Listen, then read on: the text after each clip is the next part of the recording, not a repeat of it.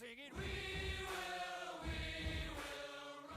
Hi, I'm Rick Conwell. I'm glad you're here. We're going to talk about 3 hints to quickly achieve an engaged team. You know, the employee engagement is one of the hottest topics in business today, and worldwide 87% of employees are disengaged. And so if we can improve that and do it quickly, we can make a difference. Let me start out with a brief story. Here are these pastor and a minister in town, and they used to go fishing together and had a good time. And then a rabbi came to town. And so these two said, well, let's invite the rabbi to go fishing. We'll get to know him and fill him in on the community. So they all went down to the river, got in a boat, went out and started fishing, going back and forth. And after a little while, the priest stands up and he says, hey, I'm hungry, and I left my sandwich in the car. I'm going to go get it. And he steps out of the boat, and he walks on top of the water, all the edge, and he goes over by the car and he gets his sandwich. And this rabbi is looking at this, and his face is just surprised. And the minister looks at the rabbi and says, you know, I'm hungry too, and I'm going to go get my sandwich. He steps out of the boat, and he walks across the top of the water all the way to where the priest is, and he sits down by him. And the rabbi's going, wow, these guys they're walking on water. He goes, I have faith. I can do this too. And he steps up out of the boat, steps in the water, and he goes right down to the bottom, swims up and starts swimming the shore. And the priest looks over at the minister and says, hey, what do you think? Should we tell him where the rocks are? That's what I'm going to cover in here. I'm going to show you where the rocks are so you can get engaged people quickly. See, this is where this came from. You know, for the last 20 years, I've been doing consulting with companies in the area of the customer experience, employee engagement, leadership effectiveness, and sales growth. And oftentimes we'll go into organizations where they're failing or at least falling behind their goals for the year, and they want improvement and they want it quickly.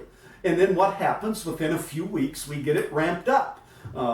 Customer satisfaction goes up, sales begin to increase, and it's the same people, same products, same procedures, same prices, but something happens by how we engage the management team and then work with them and coach them to engage their own teams. And that's what I'm going to share with you, what we do. So there are 3 key things that we want to focus in on.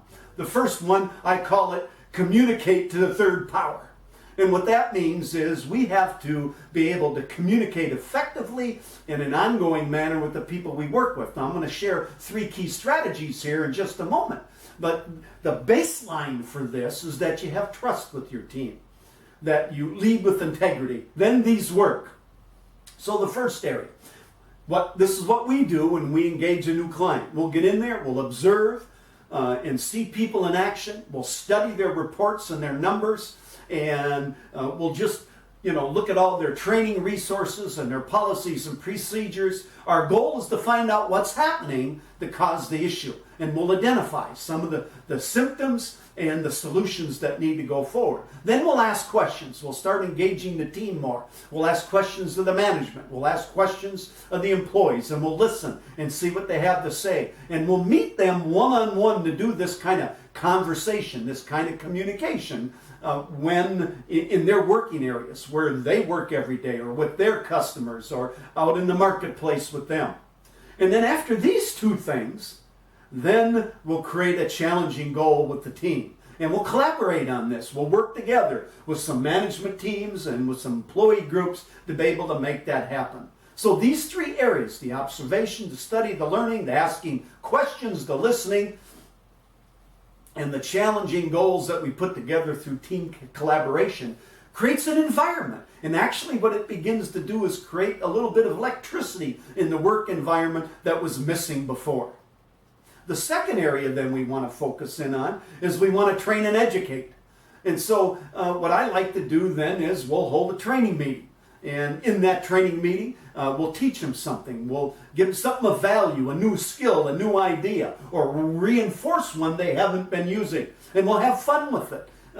We'll get them engaged with discussion and role play and a little competition. Share with them the goal. Share with them the plan so they can see what that is. And, that meeting can be 30 to 60 minutes. We'll do that as kind of a kickoff, and we'll have some follow-up ones. And what is interesting is they like the meetings. They enjoy them because they're different. It isn't just didactic where someone talks at them. It's that engagement, that involvement that I talked about a few minutes ago.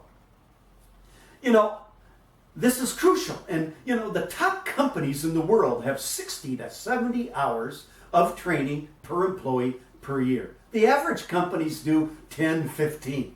So you're talking about to be a leader, you got to do 5, 6 times more. That's crucial. Now, if you're a manager and your company doesn't have those kind of training resources, you've got to be a trainer yourself. You need to learn that. In fact, you can learn it. You go online, you can watch videos, you can take materials, you can go to our blog and find resources, be able to teach you to be more effective at facilitating a meeting. That's what I'm talking about. Now, the third area is coaching for results. This is really the secret sauce of leadership. This is where many leaders and managers fall. See, they don't know the difference between informal coaching and formal coaching. I believe as a manager, I am always coaching in that 1 to 2 minutes, 30 seconds, or in that formal meeting where I sit down with somebody 30 to 60 minutes. So when we go in an organization, we start doing this. Every minute counts for the informal coaching, and then we have the more formal processes where we'll go through things in much more detail and talk about what's working, what isn't working, what can we do differently and better next time, what's our action plan going to be this time.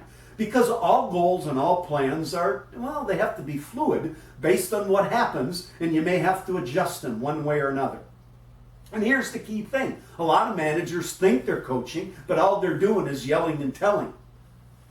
What we teach is you coach by asking questions. You help your team learn to solve their own problem. You teach them to be a better thinker and to be able to solve problems on their own. But you facilitate it and you engage them and you do give guidance and feedback to them so that they can get better. And then the other thing is you got to make the time. A lot of managers say they coach, but the only time they get involved is when there's a problem. And then they yell and they cut people down and they criticize. We want to do this all the time. I believe a superstar leader, as I like to call them, they make time to coach all the time. It's an ongoing, relentless process. And then the other side of it is, it's 99.9% positive. That's what we want to be able to do. That's what we have to focus on. There was this football game in mid-October 1982. The University of Wisconsin Badgers was playing the visiting team, Michigan State Spartans. And as the game went on, it quickly became apparent to the fans and everybody else and the two teams that the Spartans were much better than the Badgers that day, and they were going to win the ball game. The score started to mount. But an interesting phenomena began to happen. The crowd got louder. They were cheering. They were making a lot of noise. And the players on both sides were stunned, especially the Badgers. They thought the fans would start leaving and wouldn't be around them, but the noise just began to increase. See, what happened is it turns out the 70 miles away, the Milwaukee Brewers were playing the St. Louis Cardinals in Game 4 of the World Series, and they were winning. And so the crowd was listening on their radios, and they were responding to what they heard on the radios, not what they were seeing on the field in the football game. I have a challenge for you. I shared 3 quick hints that you can learn to do better and engage your team and create engagement in them quickly and improve their performance, by the way, because highly engaged employees improve their performance.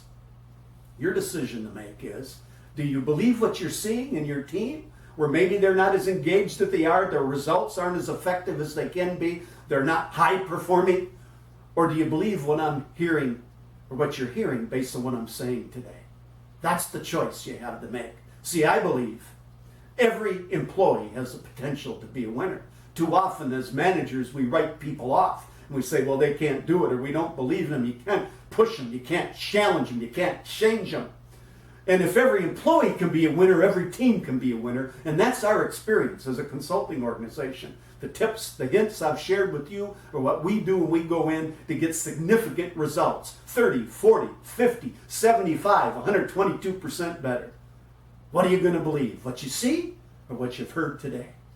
Thanks for coming. I have this premonition that soars on golden wings. I visualize your achievement and your legacy that sings. I do not know all about your persistent efforts to raise the bar, but I do know that you can be the best, a superstar. You take care.